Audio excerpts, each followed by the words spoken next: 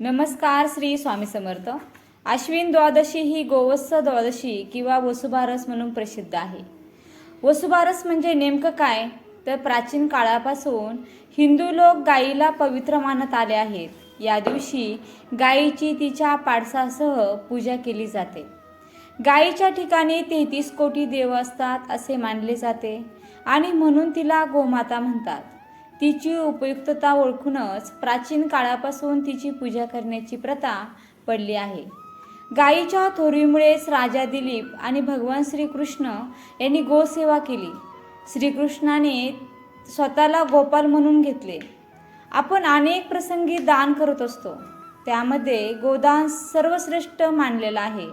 ज्याच्या घरी गाय त्याच्यात येते विठ्ठलाचे पाय, असे संत तुकाराम महाराजांनी म्हटले आहे. तसे श्री स्वामी समर्थ केंद्रामधून सुद्धा जेव्हा दुःखी व्यक्तींना सेवा दिली जाते ना, तेव्हा त्यात मुख्यतः पंचगव्य यावर अधिक भर दिला जातो. पंच म्हणजे 5, गव्य म्हणजे काय, तर पंचगव्य म्हणजे गायीपासून मिळणाऱ्या 5 वस्तू. त्यात गायीचे दूध, दही, तूप, शेण, गोमूत्र याने आंघोळ करणे व पोटात घेणे हे अत्यंत महत्त्वाचे असते. तर मैत्रिणींनो, वसुबारस कसे साजरा केला जातो? आपल्या घरात लक्ष्मीचं आगमन व्हावं या हेतूने या दिवशी समस्त धनाची पूजा करतात. वसू म्हणजे द्रव्य, धन, त्यासाठी आलेली बारस म्हणजे द्वादशी. वसुबारसच्या पूर्वी दिवाळीच्या आगमनाची तयारी सगळीकडे सुरू असते. घर गोटे सर्व स्वच्छ केलेले असतात. सगळीकडे आनंदी वातावरण असते.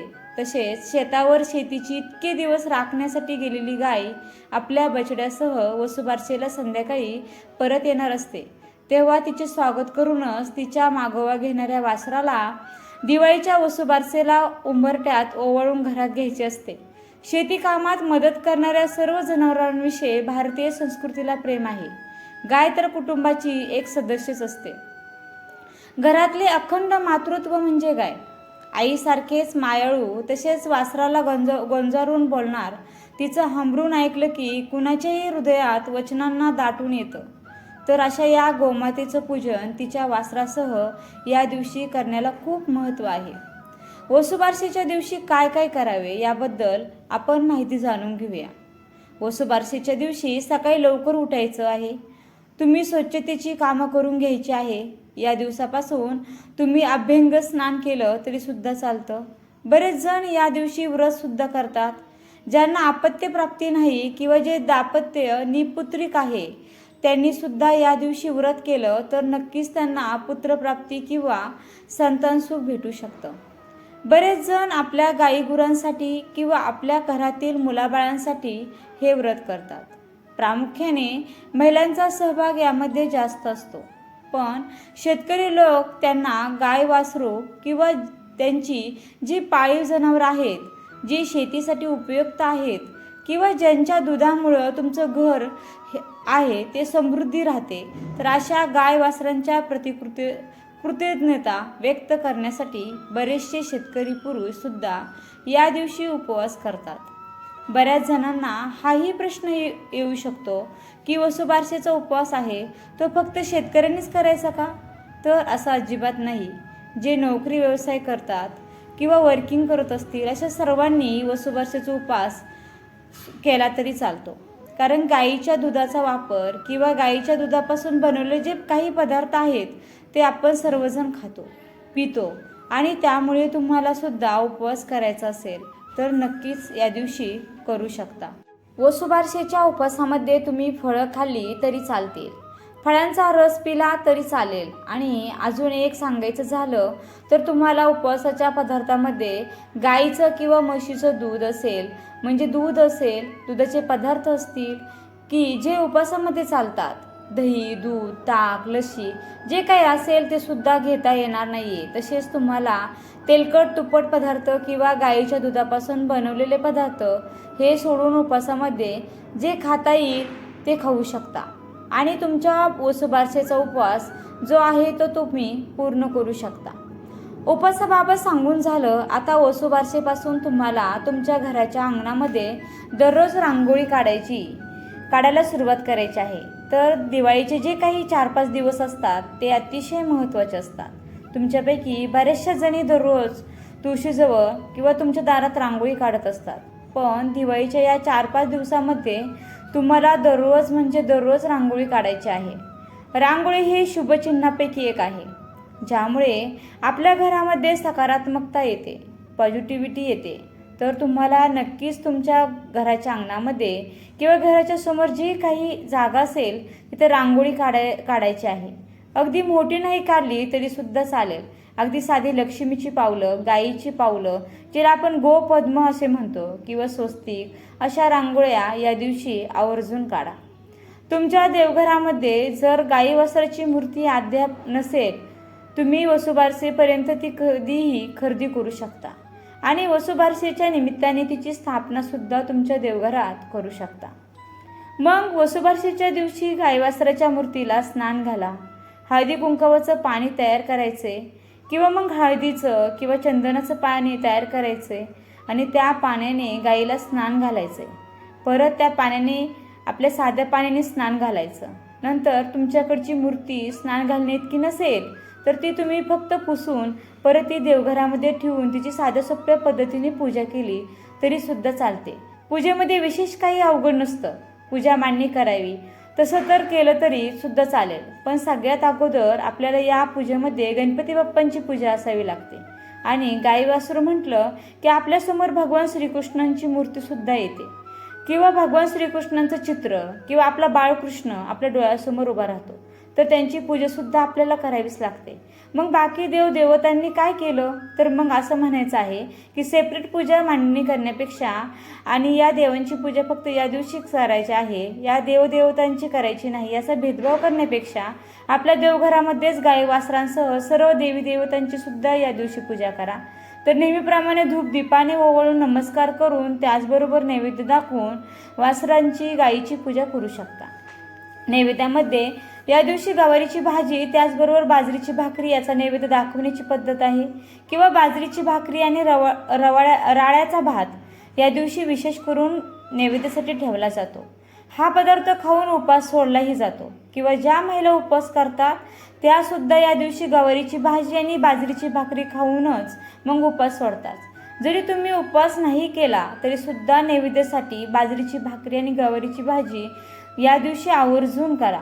त्याचबरोबर बरेच उडदाचे सुद्धा वडे नैवेद्यासाठी करतात. आता तुम्ही हे विचाराल की उडदाचे वडे मग तेल तर नाही वापरायचं, मग कसं काय? तर तुम्ही हे वडे बनवणार आहात तर ते वाफवून म्हणजेच उकडून घेऊ शकता. खरं सांगायला गेलं तर या दिवशी आपण गव्हापासून किंवा मुगापासून बनवलेले पदार्थ सुद्धा खायचे नसतात.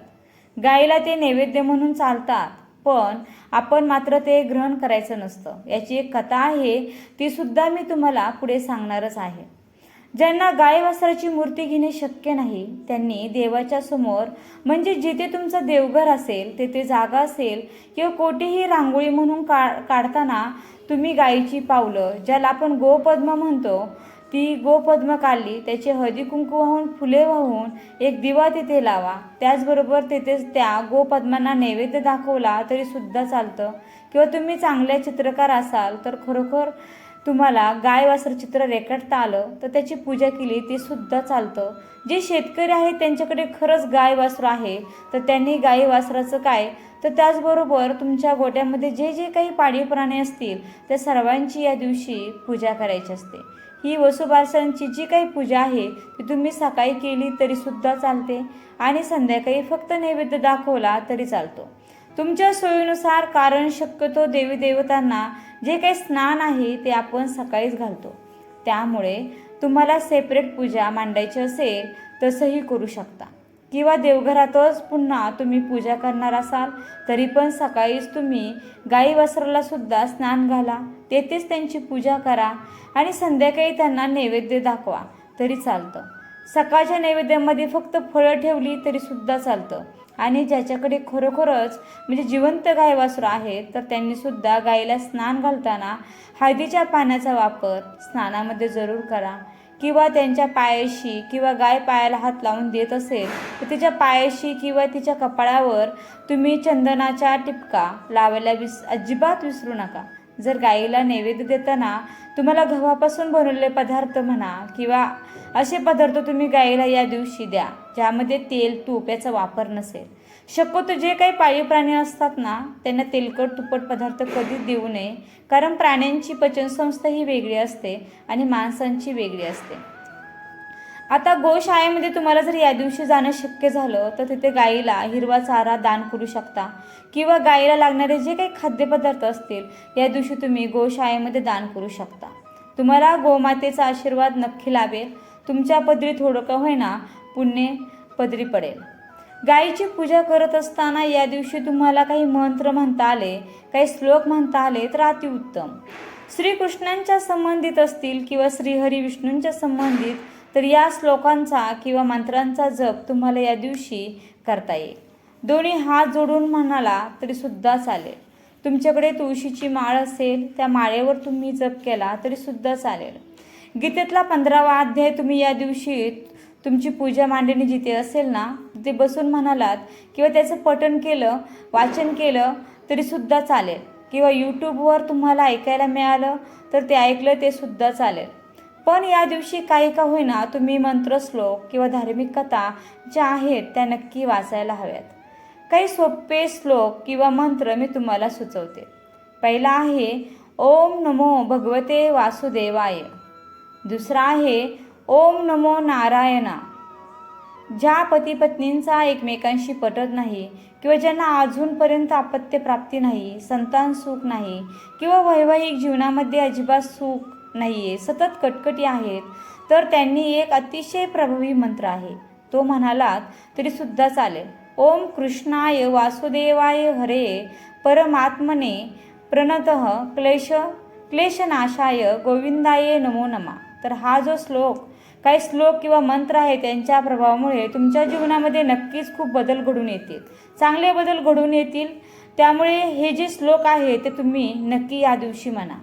वसुबारसेला गव्हाचे किंवा मुगाचे पदार्थ का खाल्ले जात नाही? गाय वस्त्राला नैवेद्य म्हणून दिले तर चालतात, पण आपण का खायचे नाही? तर याची एक थोडक्यात कथा आहे, ती मी तुम्हाला सांगते म्हणजे तुम्हाला कळेल. एके दिवशी काय झालं, आश्विन मास आला. पहिल्या द्वादशीच्या दिवशी म्हातारी सकाळी उठली, शेतावर जाऊ लागली. सुनेला हाक मारली, मुली मुली इकडे ये. सून आली, काय म्हणून म्हणाली. तशी म्हातारी म्हणाली, मी शेतावर जाते, दुपारी येईन. तू माडीवर जा, गव्हाचे मुगाचे दाणे काढ, गव्हाळे मुगाळे शिजवून ठेव असे सांगितले. आपण शेतावर निघून गेली. सून माडीवर गेली, गहू मूग काढून ठेवले, खाली आली, गोट्यात गेली. गव्हाळी मुगाळी वासरं उड्या मारत होती, त्यांना तिने ठार मारलं, चिरलं व शिजवून सुनेची वाट पाहत बसली. दुपार झाली तशी सासू घरी आली. सुनेने पान वाढलं, सासूचं देखलं तांबडं मांस दृष्टीस पडलं. तिने हे काय म्हणून सुनेला पुसलं. तिने सर्व हकीकत सांगितली. सासू घाबरली, न समजता चूक घडली म्हणून तशीच उठली, देवापाशी जाऊन बसली, प्रार्थना केली, देवा हा सुनेच्या हातून अपराध घडला, तिला क्षमा करावी, गाई वासरं जिवंत कर, असं न होईल तर संध्याकाळी मी आपला प्राण देईल असा निश्चय केला. देवापाशी बसून राहिली. देवाने तिचा एक निश्चय पाहिला, निष्कपट अंतकरण देखलं. पुढे संध्याकाळी गायी आल्या, हंबरडा फोडू लागल्या. तशी देवाला चिंता पडली, हिचा निश्चय ढळणार नाही असं देवास वाटलं. पण देवानं काय केलं, गायीची वासरं जिवंत केली. ती उड्या मारीत मारीत प्यायला गेली. गायीचे हंबरडे बंद झाले. म्हातारीला आनंद झाला, सुनेला आश्चर्य वाटलं, तसा सर्वांना आनंद झाला. नंतर म्हातारीनं गायी गोऱ्यांची पूजा केली, स्वयंपाक करून नैवेद्य दाखविला, देवाचे आभार मानले आणि नंतर आपण जेवले, आनंदी झाली. तसे आम्ही आनंदी होऊ.